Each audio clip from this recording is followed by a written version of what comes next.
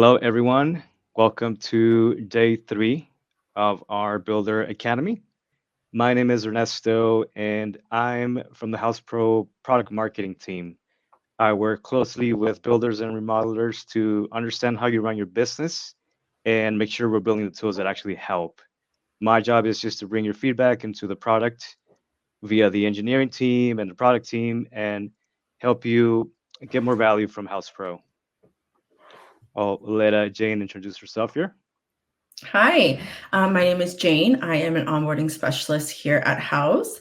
I have been in many different roles. I have been on the client success team, the product support team, and I am now teaching our pros in the first 90 days how to use our software and make sure that they're onboarded correctly. So I'm excited to show you all of our great tools today, especially working with your teams and your clients. Awesome. Thank you for that. Yeah, we have a jam-packed agenda here. So we'll be covering the client dashboard, budget, daily logs, schedule, Google Drive, team chat, and subcontractor dashboard, and finally, task management. We'll have a QA at the end, but at any point, if you want to chat or use our Q&A tab to ask questions, and then we'll answer them as we're going. So with that, I will stop sharing and give you the reins, Jane. Awesome. Let's get started. And I'm just going to click into a project. So when we click into our project, we have our dashboard. This is our personal dashboard that's visible just to us and our team. But if we go into the client dashboard here, this is kind of what I like to say a mini version of Houzz Pro for our homeowners. There are no like login requirements. You can just send this to your client and they're able to open it. You can resend it to them. Anything that you've sent to them is all going to show up here. So if you sent them an estimate, a contract, they'll all show up in one place. So it's central for the homeowner. And again, they don't need to log into anything. Right? Up at the top here, we have a very slim banner. Typically, you can't fit in like a huge photo in here, but my pros do like to put in their branding colors. If they want to put some swatches, for example, I just have some swatches in here. We have our logo and our contact information. Here on the left-hand side, we're able to customize what columns are shown to the homeowner in the dashboard. So if I don't want my client to know, there's an option for mood boards or there's an option for selection boards, we can go ahead and hide that from the client, and then it will condense those tabs on the left-hand side. Down here at the bottom, we have widgets. You can add a text block. So up here, you can say, thank you so much for working with us. If you want to include any information on how payments are made, checks are made, you can add that text up at the top. We also have a video widget that you can add. Maybe if you have a company video, you can upload that there. And lastly, we have the weather widget. The weather widget will always default from the client's address that day. All righty. Awesome. So down here, we have the messages. This is a very, very important and really well-used tool in Houzz Pro. This is connected to the messages board in your project. So it's just a widget. If your client is reading their estimate and they have a question on line 1.3, they can go ahead and message you here, and you'll be notified through the app and also through email. Your client doesn't need to log into anything. They just go into the dashboard and they can ask you questions. This little message board is connected to all the other message boards for this project. We have contracts that you've shared with them, financial documents, the 3D floor plans, tasks and punch lists, schedule, which is commonly shared with the homeowner, files and photos, and lastly, the daily logs. So if we click preview, we'll be able to see what the client can see on their end. It's a nice clean dashboard with everything that we've shared with them previously. If we go to the mobile tab, you'll see our mobile friendly option here as well. You'll just click share and send this to your client. You can also customize the message that goes out while you're sending this dashboard. If you don't want to send it through Houzz, you want to text it to them, you can also copy the link and send it through text. Awesome. Let's go back to edit. I'm now going to show you how to add things to the dashboard because there are some things that you won't share. For example, photos and files, or let's say the schedule, those do need to be manually shared. So I'll be going over that right now. Awesome. We're first going to start off with the daily logs. The daily logs is a great way to log your day-to-day tasks or what you've done that day, any team meeting notes. You can go to the daily log right here, and you can fill this out with any activities that you've done that day. The team members can log in. The system will track which team member had logged it. And as you input some text here, it can suggest tasks using AI. You can also attach files, photos, progress work. Right here, we have the widget for the location and the weather. You can then go into the completed work and show which items have been completed. This also, the daily log also syncs with the schedule, so that's really awesome. The labor and crew out on the field can add the time entry just by clicking add time entry. So I can do an example for you. So Clara is doing an install of the cabinets. We'll add that as a service. I am going to either add an hourly rate, or we can just leave it empty and add a flat fee later on. You can add a description of the install of the cabinets and then click save. And then that task will log right here. Right. Down here, my pros like to add additional tasks that the pro has to do when they get back to the office, or maybe another day. Couldn't finish cabinet demo. I can then assign it to a team member, or even assign it to a client or subcontractor, and this will later show up on the tasks board. Up at the top under actions, I can duplicate this if needed, and I can publish it to the client dashboard. So this is what I wanted to show you. This would naturally not show up on the dashboard, but you can manually send it to them and it'll show on the dashboard. Clicking preview, this is what the daily log would look like. Pretty sparse right now because I didn't add any text. And then you'll see that everything will auto-save as you make changes. Awesome. The next thing that's going to be shared on the dashboard is going to be the scheduler. So we'll go into the schedule. And on the right-hand side, under share, I can manually publish it to the client dashboard. Same goes for the subcontractor dashboard. All right. We will come back to this in a bit just to go over how to create the schedule. Awesome. Lastly, we have files and photos. Those do not share to the dashboard, but you can hand select them. Typically, it is internal, but let's say I want to go to my warranty docs and I want to show, them the owner's manual and this little warranty right here. I can select them and share it to my I can share it to the dashboard. Ernesto, do we have any questions yet? No questions so far. No questions. Awesome. If you have any questions, feel free to leave them in the chat. All right. So up here for the files and photos, while we're here, I'll show you. You can organize your items into files. You can also sync your Google Drive here. A lot of my pros like to favorite their favorites. So it'll kind of show up at the top if you don't want to folder them. And then you can also create the folder here. And then lastly, if you click upload files, you can pull directly from your computer. Awesome. So next on the agenda is budgets. And so on the left-hand side, we have the budgets tab down here. With the budget, you will typically start with an empty one. You do go to the budget setup and make sure that you have an estimate, change order, or purchase order connected. So if I click into estimates, I have about 14. I can select all the estimates that I want to show up and calculate into my budget. If we go to change orders, same thing there. And then purchase orders, same thing there. If you have too many documents, you can also go to the status and filter it. This will be easier for you to find your items. And then up at the top, if you want to include the markup in the total estimate column, you can turn that on. If you want text to show up as a column, you can turn that on. But I'm just going to sync documents, and that's going to update my budget report. Awesome. So we have the actual cost and the variance. As I change things, for example, add a change order in here, or if I add an expense, those things will change. So for example, let's say this dishwasher, I click in here and I add an expense. logged by me. I'll just use flooring installation. Quantity 1, $5,000, and I click save. I am going to make sure that that's linked. Right here it says unlinked, so that just shows us that it is linked. We'll click save budget item, and that's going to add a variance to that dishwasher category.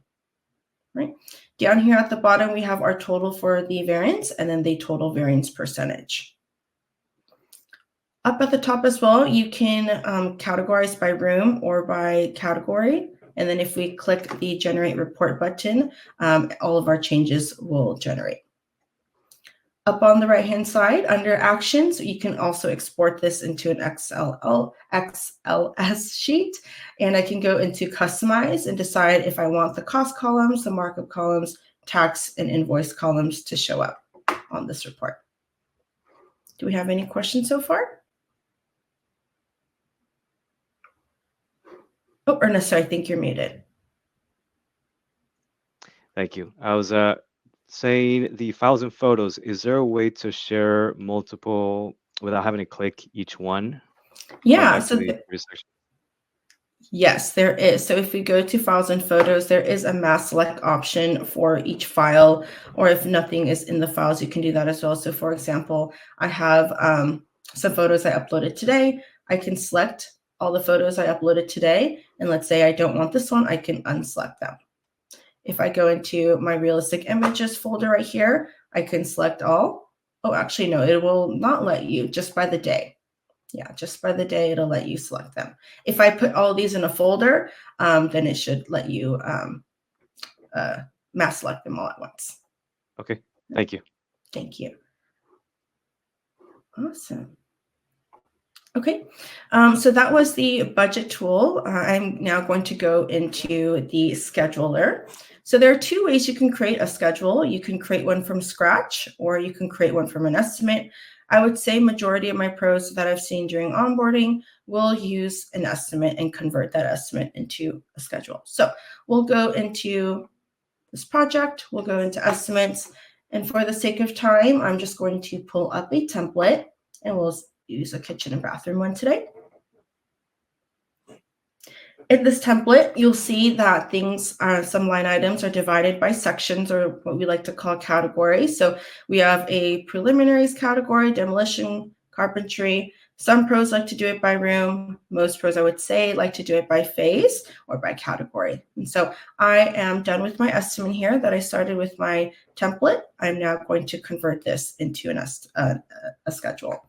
Up here at the top, you will see a purple banner. As long as you have 7 line items in your estimate, you will have this purple banner appear for you. If it's less than 7 items, you will not have the option to convert this into a schedule. So right here, it will tell you how many line items you have. This one is at 31. So I'm just going to click create schedule. I have one already. I'm just going to replace it for the sake of this academy. And in a few seconds, it's going to convert all of my line items into a schedule. It will remove all my products and materials because those do not belong on a schedule. If I had any online payments or payment schedules, those will transfer over here and it will show you the due dates. You can also manually add them as well. All right. Under actions, I'm going to reset my baseline real quick. Awesome. And all of this is going to be editable, removable, and you can add your own. Right. I can drag and drop just by clicking the 9 dots and move the phases around. I can click add item here to add my own item.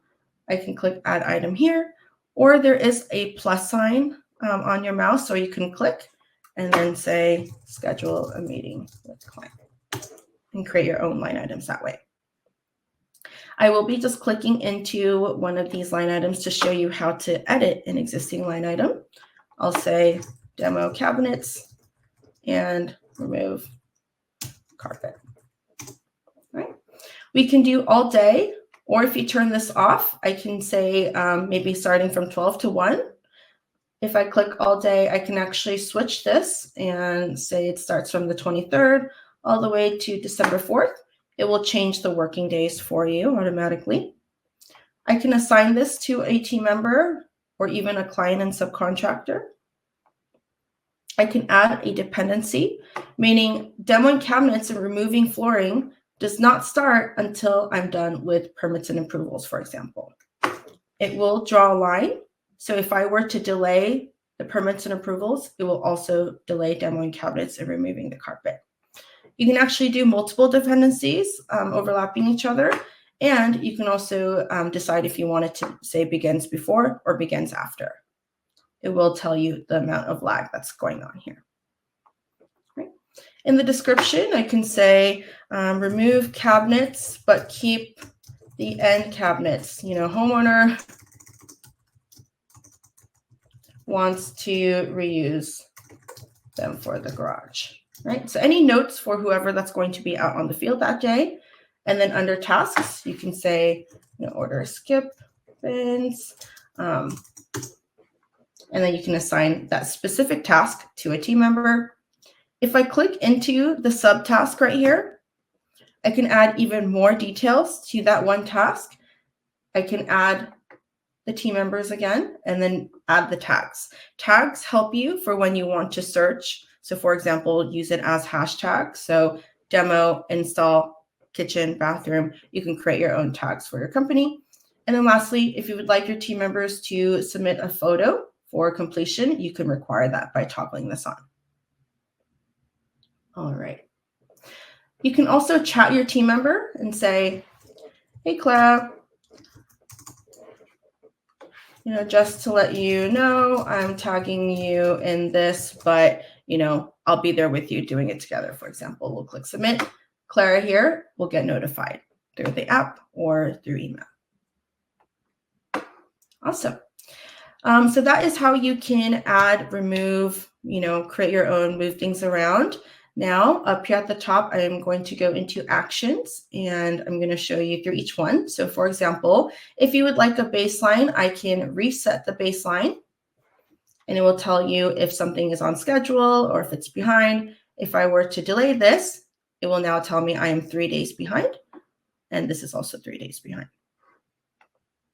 We also have due dates, which my pros have been really loving lately. So if there are any estimate payments, invoice payments, deposits that you want to add, you can just by selecting them. It will now show up just so you can remember or the client can remember. I believe it was in the past. So now it's showing up back in October. Under actions, we have the workday setting. So I can choose what days our team is going to be working. And we can also go to workday exceptions. This will then take you to your settings because these are company settings. All right. Under that actions button, we can now sync our calendar. This is a tool that I personally have been using and love. You can sync your own tasks and items to your library, to your calendar, or you can sync everyone's items. So either you choose the ones that are just assigned to you or the entire team's. The cool thing about this is none of your work calendar items will show in Houzz Pro, but all the tasks you have for that day will show in your work calendar. All right, we can move the project start date. If this is, all built out, but we do need to delay it, the homeowner can't start until next month, that's okay. We'll just click move project start date and reset this and shift everything over. We can save this as a template. Let's say you do a lot of kitchens, lots of bathrooms. You can save this as a template to save you time. You then probably don't need to convert your estimates into the schedule. You can just go based off of your template. You can have multiple templates saved. You can name it and choose from them. And then you can remove this from the client dashboard if it was once already shared. And then lastly, you can delete your schedule. All righty. We have different modes here up at the top. Under live mode, I can choose live mode or edit mode. Live mode is just that your team members can see as you're making changes on the schedule, right? Edit mode means that no one can see everything. It is locked as is while you're editing it. And so unless until you save it as done, they can't see it until you switch it back to live mode. All right. And then again, we'll click share. This has already been published to the client dashboard, but I can remove it at this time. And then I can give all my subcontractors access. We have lots of different subcontractors. So if they're already invited to the project, I simply can share it with them on their dashboard. Awesome. Any questions so far? All right. No questions. We're looking good. Okay. So next on the agenda is adding our subcontractors. So if we go to company and we go to the subcontractors tab, you'll be able to add your subcontractors through the right-hand side. This is if you would like to add it manually. You can also import your subcontractor list. Let's say you have it in like a CSV or Excel file somewhere. You can just click import and then import it there. Very few basic requirements. We need at least an email or phone number for that subcontractor. Area codes should be included in the phone numbers. Please don't add duplicate entries. And then we can do 500 subcontractors at a time. Okay. If you click download template, it will give you a template of different columns. So for example, subcontractor name or business name, phone number, address, email number 2. Those line items will show for you. Again, not all of that is required. The only things that are required is the email or the phone for that one sub. Awesome. If I click into a subcontractor here and I go into projects, it'll tell me all the projects that that one sub is connected to. If I go to contracts, it'll show me all the contracts that I have shared with the subcontractor. Because very recently we created contracts for subcontractors as well. And if we go to purchase orders, we'll see the ones that have been shared with them. Okay. Going back to the subcontractors list, on the right-hand side under projects, it'll tell you how many projects they're invited to, and you can choose to invite them into a project. If I want to invite them to multiple projects, I can do that here. If you have a certificate to upload, you can upload that there. And then you can choose trades. If there are multiple trades, you can add those. And if you need to create a trade for a sub, you can. Let's go into creating a subcontractor. I can fill in this information here at the top. Under general details, none of this is required, but you can add an extra notes, their address, certificates again. And lastly, we have inviting them. So you can invite them through email or text. I know a lot of our pros don't want to ask their subcontractors to go through email. Texting is easier. You can definitely do that. And right here, I'm going to highlight what they actually have access to. So they have access to the project details, just the limited details like the description, the location. They can view or create assigned tasks and shared schedule. Only shared schedules if you manually shared it. Files and photos, they can upload and view shared documents. For daily logs, they can view the shared daily logs. And then lastly, they can submit or decline bid requests. All right. If your subcontractor happens to have like a Houzz account, they can log in. It might be a little easier for them, but logging in is not required. And they do not need an app. Awesome. We got a few questions before we move from this Sure, section. yeah. So is there any way to track certificates? That was one of the questions, as well as expiration dates for those certificates. Expiration dates, no. I would just make it very clear in the notes and maybe every quarter check the expiration dates on those.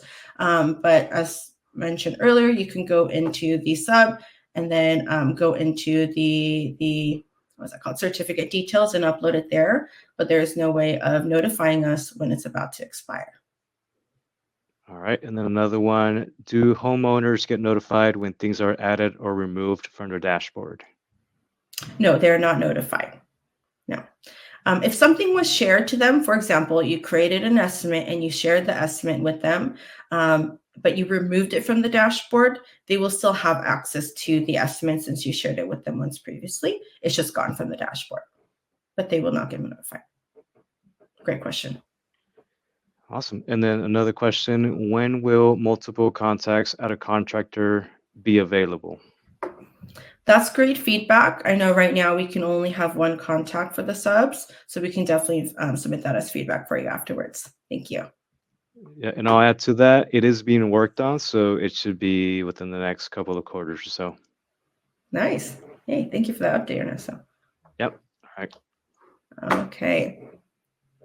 Okay. While we're here, I'm also going to show you through some vendors as well. So if we click into vendors, very similar to Houzz Pro, but you typically only send purchase orders to them. So if you go to add vendor, you can fill this out. Tags are really common for vendors if you'd like to add them. You can add your default payment terms. So for example, net 15, due on receipt. You can charge taxes as well. You can put in their account information or business EIN. And lastly, some files and photos for that vendor. And then we can click save. So when you are adding products or materials to your library, it lets you select from the existing vendors. Adding your vendors or commonly used vendors is really going to be convenient for you because as you add those products and materials, you can just select it. When you go to create a purchase order, your products and materials have that vendor attached to it. All right. Awesome. Next on the agenda is team members. So if we go and stay in the same company tab, up at the top, we have our team members. And on the right-hand side, I can click invite team member. I can add their email right here. And I can select their role. We have 3 on the right-hand side. Will kind of, tell you what they mean. If you don't know what to put them in, I usually tell my pros to put them into admin or field crew. But if I click invite, this team member will then get an invitation that is active for 15 minutes. They'll have to go into their email and create a password of their own, and that'll be their new personal login. Right? If we click into edit right here, I can customize what this team member has access to. Our customizations are pretty detailed. If you scroll down here, I can turn off, managing of team members. I can hide the Houzz Pro subscription details from them. Any financial information like the financial reports, I can turn off. Even down to the project access, I can turn it off, and I can also grant them automatic access to new projects. If you're ever curious about what your team members get as notifications, you can also go to the notification tabs, notification tab, and they'll give you the nuanced details of when that team member will get notified. For example, the team chat, the team member will only get notified if you add them. So at Jane Neo, for example. If you go to the settings here and go to notifications, it'll also let you know what kind of notifications the team member is getting, or the team members are getting, and then the kind of email that they're receiving, because we do daily digests, and then lastly, the mobile notifications. If you switch to the financial tabs, it'll tell you when the team members will get notified when something is approved, someone viewed the estimate, when there was a change order approved. All of those details will be found here. But going back to the team members tab, I'm just going to scroll down here. You can delete and disable the team member if needed as well. I'm going to click Save Changes. If that team member was not able to add a password within that 15-minute time, you can always go in and resend that invite. Okay. Do we have any questions so far, Ernesto? Nope, not so far. Awesome. All right. We will now move on to tasks. There are different ways to create tasks, and I'll go into my project here again to show you. So, as shown earlier, Daily Logs has a tasks feature at the bottom. We also have tasks in the schedule. And then lastly, you can create tasks directly on the tasks page. So if we click into the tasks page here, I have a couple tasks that I've created. Now, this is not for any particular, pro or team member. This is for all the tasks in this one project. I can go to the sort by newest or by name. So newest would be a good option. Under status, if I want to see all the open tasks, I can switch it to that. That would be what's considered pending. Under tags, I know I mentioned tags earlier, you can search by the tag, so it's easier to find your tasks. Let's say all the installations or all the estimating, you can make that a tag and then search it there. Under assignees, I can find it by the team member. or the client or the subcontractor. Tasks shared with the client won't be shared unless you actually share it with them. So for example, if you share a schedule with them and add a task, then they'll be able to see it. If that schedule is not shared, they won't be able to see that task. Right? And then under creators, we have 2 creators currently. So you can see and filter it there as well. Under actions, you can save this as a template. So if you, let's say you do a lot of kitchen models, again, a lot of bathroom models, and you have a set of things you like to do, make sure you go ahead and save that as a template for future projects. You can have multiple templates, and then you can export all into these forms as well. Not only can you create tasks on the schedule and daily logs, you can just create a task directly on this page. So if we go to add new task, I can say install of carpet and kitchen sinks. I can create that. I can assign it to someone. Oh, where did it go? Okay, I accidentally deleted it. I can go ahead and assign that to our team members, and they'll get notified. Oh, it's not adding. And then I can see the status. I can add the tasks. And as you can see here on the right-hand side, none of these are linked to the schedule because I did not create them on the schedule. In that case, I can click link to schedule, and I'll choose the task that it's attached to, or just create a new one. And then I can save this to the schedule. It'll sync over. All right. Punch lists. The difference between tasks and punch lists is that tasks are what happens throughout the project. The punch list would just be for a task at the end of the project, maybe some last things that you want to punch out. Punch lists cannot be saved as a template, just tasks can. Under actions, you can view the client settings. You can add the entire thing to the schedule. Oh, I'm just kidding. Punch lists, now you can save this as a template. The last time I checked, you could not. So I'm glad that we're continuing to improving our program, but now it looks like you can save the punch list to a template. And then same thing, you can export these. All right. Do we have any questions yet, Ernesto? No questions.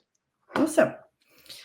The next thing we're going to be going into is under the search bar, we have what we call the universal search bar. So up at the top here, if I want to type in a number, for example, estimate 0001, any document that has 0001 attached to it is going to show up for me for a quick search. So let's say you and your team member are in a meeting, Ernesto tells you to pull up this document. You can just type in a keyword like the client's last name or a document number, and we have multiple documents for quick access. Under that universal search bar, we also have the task center. So this task list that you're seeing right now is specific to this project. However, if you go to the search bar and you go to the task center itself, you'll see the tasks for all your projects. So if the team member is feeling overwhelmed, they know they have a lot to do, they can just go to the task center, filter by the projects and the leads. They can even go down to this little caret right here and choose the specific projects that they want to filter by. They can do that. Under assignees, they'll just find themselves and then apply. Subcontractors can do the same thing. Let's say, I'm on a time crunch and things are due. Looks like in my case, they're overdue. In that case, I'll just click the due date and I'll just tackle the ones that are due first. Right. Under that universal search bar, we have the schedule overview. This is really great because if you have different schedules for different projects, it will show up for you here. The project colors will also show for you. Unfortunately, I made both of my projects a red color, but you can see it more easily if they were separated by color. If there was a schedule for a lead as well, that would all show up here. So up at the top, if I go to assignees and I just want to see all the things that were assigned to Jane, it will just show you the tasks that have been assigned to me. Let me turn that off. I can filter by the project or the lead. And if I go to all items, I can say open, and I'll just see the open tasks. This is really nice to see all of the projects in one place because my pros, they open their Houzz Pro app. They say, okay, today's a, Thursday. How many projects do I have? It'll show you project A, project B, color coded. This is what we call the calendar view, but we also have the Gantt view as well. And then you can click in to see more details. Now, for speaking of the Gantt view, I do want to go back to a schedule. And at the top, I forgot to show you guys the different modes you can see your schedule. So up here, this is the Gantt view. This is the calendar view. A lot of homeowners like to view it this way. It's a lot more easier on the eyes. And then lastly, the list view. List view clearly states who's in charge, the status, the baseline date, the date slip, and lastly, the status of the schedule here. If I don't like the baseline, I can just turn that off and have a cleaner view. With this calendar view, it is a little easier to see which team members are assigned versus the rest of the views. All right. Do we have any questions yet, Ernesto? One question about templates. Is there a way to manage your templates all in one place? Yes, great question. If you go to the company tab, we have lots of things that have the template option. So for example, contracts, all your estimates, invoices, change orders, 3D floor plans, mood boards, schedules, tasks. You can manage them all here. So for example, I want to view templates for my documents. I'll click into that. And all my document templates will show for me here. These are some default ones we have. We can't remove these, but they are good to use as practice or use as inspo if you want to see how to cleanly structure your estimates. Otherwise, you can create your own and save it. If I were you, I wouldn't create a template in the templates page. I would actually just create an estimate that I often use. And once I'm done with it, I would save it. So for example, if I was in an estimate, this was my first estimate. This one took forever. I never want to do this again, but I can see myself, using it again. Under actions of the estimate, I can just go to save as template and I can name it. And the cool part is I can choose to take over all the items or take over the payment schedule. Let's say I have a payment schedule of, 3070. You can carry that over and then files, terms and conditions memo, you can save that into your template. All right. Okay, kind of jumping around here, but under company, we are going to go into the items list. I'm not sure if you guys learned this in the past 2 days, but this is your library. This library is connected to lots of many parts in Houzz Pro, and it's going to pull up on the side. So if we go to create new, you can create your items here. You can create placeholders here, and I believe you learned about assemblies the other day, and you can create your assemblies here. If I want to clean this up, I can just select the ones that I want to archive or assign to a project. If I clicked an item from another website, you can just click into it and find the URL. So for example, let me see, this gray wicker chair, I can click the link and I can find the original site I grabbed this product or material from. This is all internal. This is just for easy access for you and your team members. Ready? One question. Yeah. What is a placeholder up there where you clicked on that menu? Yes, so placeholders are new. Let me click into this. It's basically when you don't have an official cost for your client yet, but you still want to add something to your estimate. If you need to do multiple estimates or in the initial estimate, you don't know what to put, you can create a placeholder item. And so when you go into cost type, it looks exactly like creating a new item. But let's say I want to add material. I'm not sure what company, what vendor it's going to be, but I know for sure we're going to be installing oak wood flooring for the client. Right? So I can add a generic name for the title. Category, I like to keep it simple. I'm just going to click flooring, which is one I created. I don't know the vendor. I don't know the SKU. I don't know the cost. I don't know anything. I'm just going to click create placeholder, and that's going to create my placeholder. And actually in my estimate, I can add that placeholder and use that placeholder item again and again for future estimates. I hope that answered your question. Yeah, thank you. Of course. Awesome. So yes, this is your library, all your products, materials, labor, it's all going to be in here. I have a few assemblies I want to show you. I know you guys went over this the other day, but for example, if I click into drywall,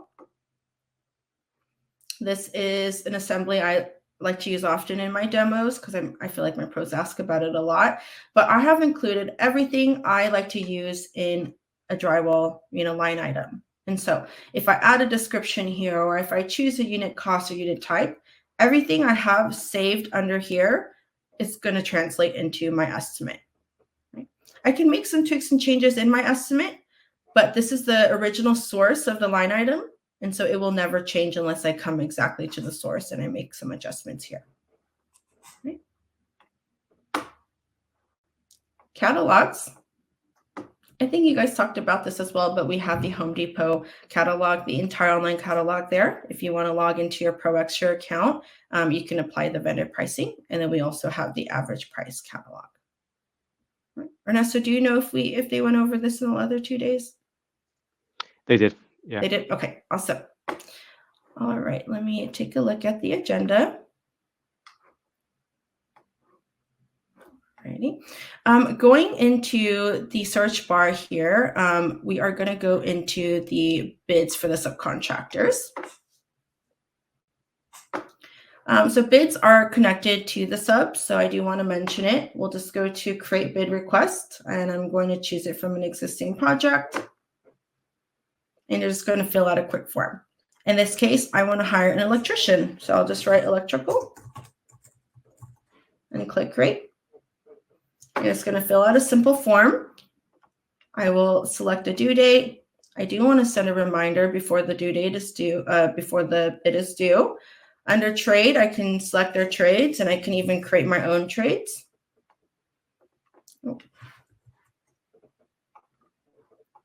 Under the estimated project start date, I can add a start date. It's going to start next Wednesday, and you can add your scope of work in this section right here.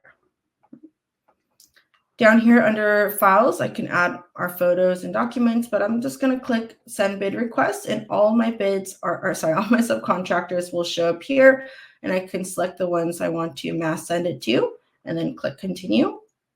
If you want to filter by trade types, you can filter it there as well.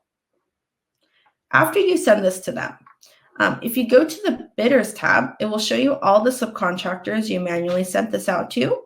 It will tell you the contact information. It will tell you the status, if they approved or declined your bid. It will tell you the amount that they quoted you.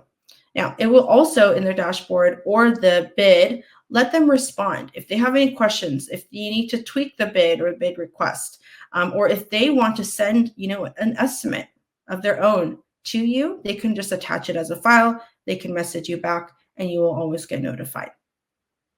All right. Just going to take a pause here to see if we have any questions. No question about this section.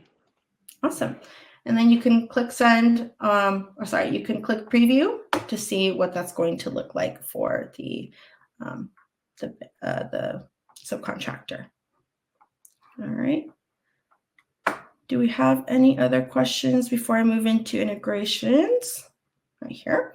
So under the integrations, we have the Clipper tool. The Clipper tool is really awesome for finding materials on different websites. I think you guys might have gone over this. You can sync your calendar right here. And then Google Drive integration is really big. If you have lots of photos and documents already existing in a drive, you can just connect to the drive here, and it will sync to your files and photos. And then some tiers, we do have Zapier to connect your lead platform. Right? Awesome. So that is everything we had on the agenda today. If there are any other tools that you want to learn more about that you guys covered the other days, or if you have any questions, please let us know. But that's everything we had planned. Thank you, Jane. We'll leave it for a few minutes just for Q&A. So feel free to ask any questions in the chat or in the Q&A section.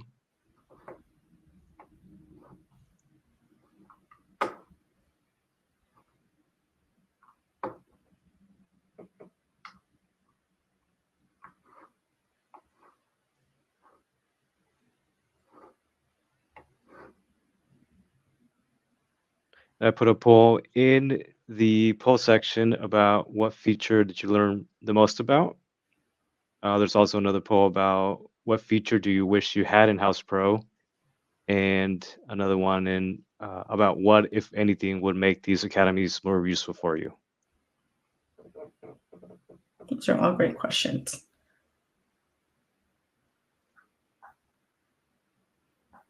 Got a If you question can't, from oh yes, go ahead. Vanessa. She's just asking about if this video is going to be uploaded later. And yes, it will be uploaded. You'll get an email notification with the link to rewatch it if you need to. Mhm. If you want to view our old or past webinar academies, you can just go to our YouTube channel and you can look up Houzz Pro Builder Academy. We host this every quarter. Days 1 through 3 will be uploaded.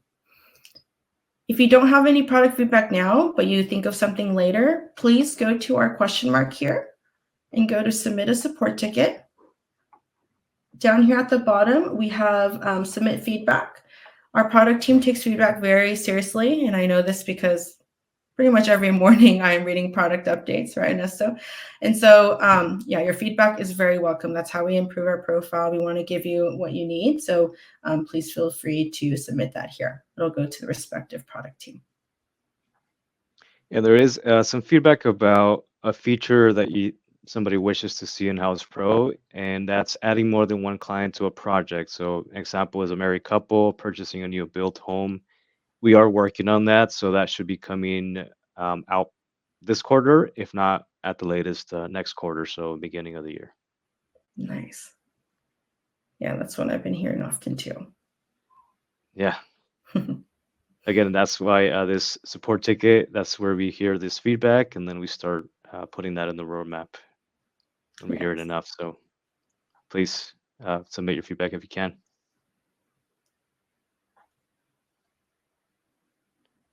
There is one of them as well about creating rooms as an assembly that they can add to their estimates. Yeah. If they can, whoever asked, can you elaborate on the question when you're trying to add a room as an assembly? Are there things in a room that you often need to have as a line item? Maybe they can chat back, but while they do that, I'll pull up an estimate. I'm just trying to understand what kind of line items you want to put in because it is pretty flexible. You can do really whatever you want with it and save it to your library. So right now I'm in an estimate. I'm just going to click create assembly here. I'm going to scroll down to the bottom. So instead of organizing your assemblies as like phases or by category, you can do it by room.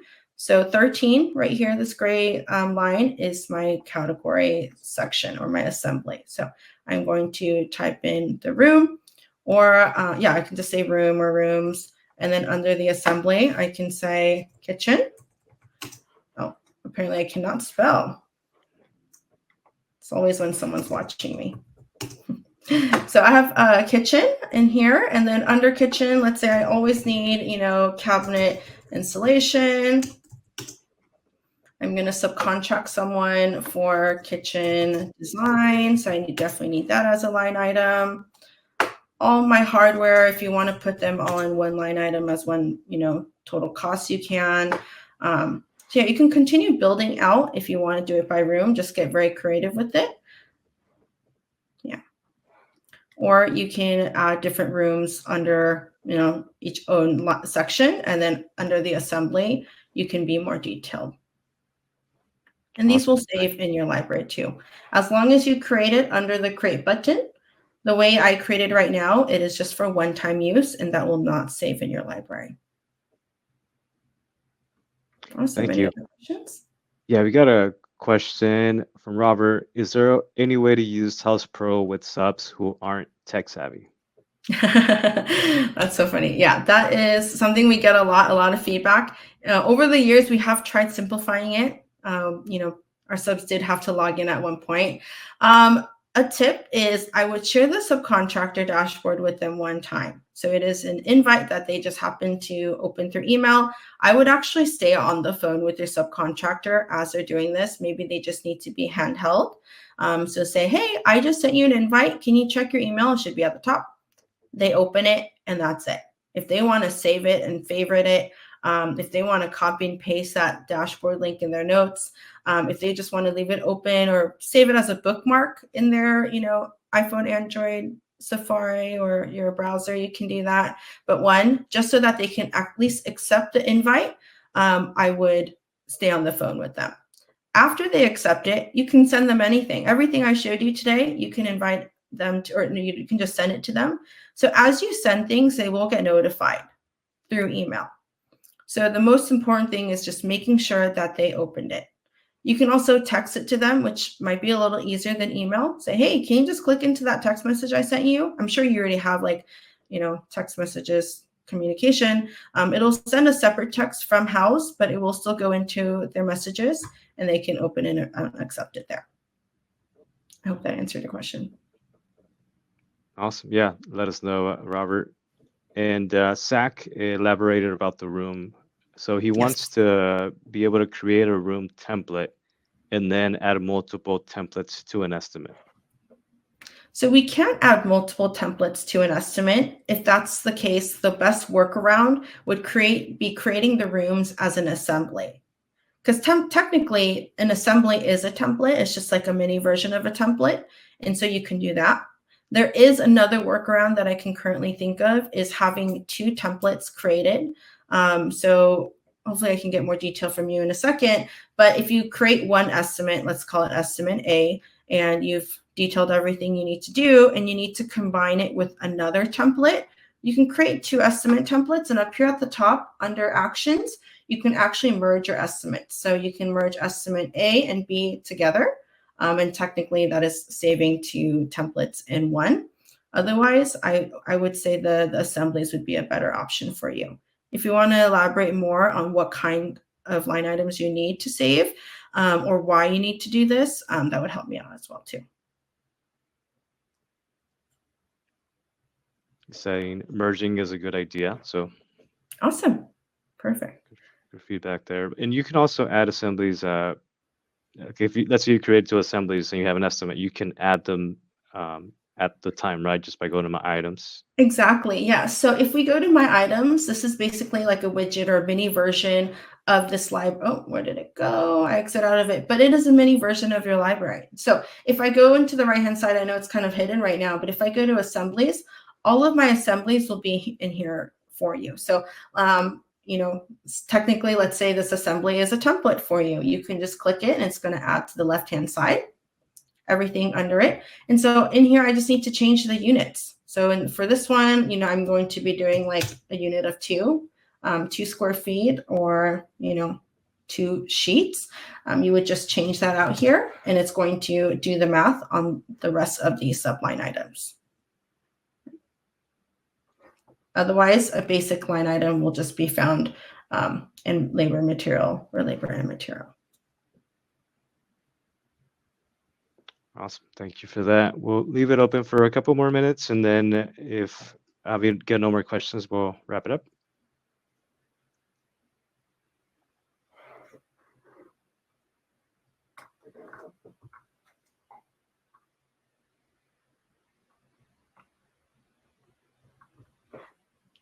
Awesome. I'm wondering if anyone went to the last 2 days. A few of my pros found out about it last minute, so I'm going to have to send them the recording to this one. Thank you, Eric. Got a question from Robert. He's saying, it's important to send an estimate quickly to a lead in order to establish the relationship. What do you do if a client accepts the estimate before you're ready to have it accepted, since you can't edit it after? So there are a couple things that you can do. I wouldn't know what circumstances you wouldn't be able to start the project, but in that case, after it's approved, I'm just going to approve this one. Okay, so let's say the client approved this one, but you're not ready to get started yet. You do need to make some edits. You can go to actions and you can reopen for editing. But that, means the client does have to, reapprove. Maybe you can tell them, hey, I just needed to make some adjustments to the initial estimate. Here's the change in price. You can also do what's called a change order. So it doesn't always have to be used for new materials or, new labor. You can just create a change order. And then in here, you can make your adjustments and then send this to the client. I think the previous option would be better than the latter, though. Yeah, good suggestion. Good question too. Yeah, great question. Just a tip here, guys. Under the linked doc, all of our change orders, purchase orders, estimates, invoices, and budgets, they're all linked together if you create it off of each other. And so let's say you wonder where this change order came from. It'll always tell you the original document that it's been created from, and we'll let you just click into it. Right? They're always linked together. Any other questions? Not so far. I think we can end it there. Awesome. Thank you guys for joining, and thank you for hosting, Ernesto. Of course, thank you for guiding us, being a great presentation, and I hope everybody got value. Feel free to rewatch and then submit any feedback if you have any questions or anything we can do to help. Yes, please. Thank you so much. Have a great day, guys. Bye. Bye, everyone.